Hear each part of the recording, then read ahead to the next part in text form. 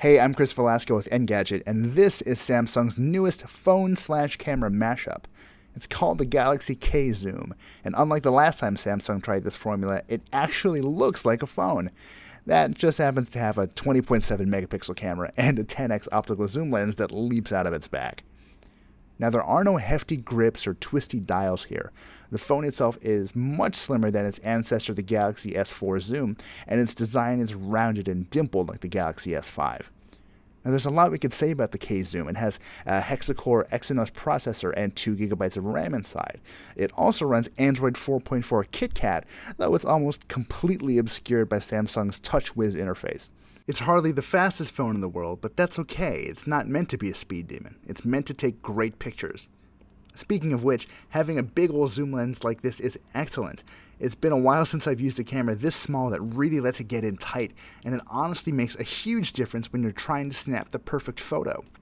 You can put that lens through its paces with the volume rocker, but it's much more fun to pinch and zoom. It lets you feel that lens surging forward and sliding back at your command. The images the K-Zoom captured look pretty sharp on that bright 4.8-inch display, but we'll hold off on the judgment until we get our hands on a final version. Thankfully, Samsung is getting pretty good at making it easy to take nice photos with some additional software. Take the Pro Select feature, for instance. It automatically suggests 5 filters for you to use, and there's still a full manual mode in case you need to fiddle around a bit.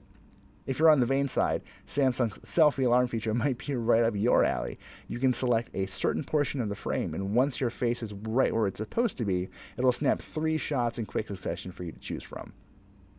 Now, we didn't get to spend a ton of time with the Galaxy K Zoom, but it feels like a big, refined step forward from last year's Galaxy S4 Zoom. The big question now is whether this thing catches on the way Samsung hopes it will. There's no word yet on when it'll come out or how much it will cost, but we will be sure to keep you in the know.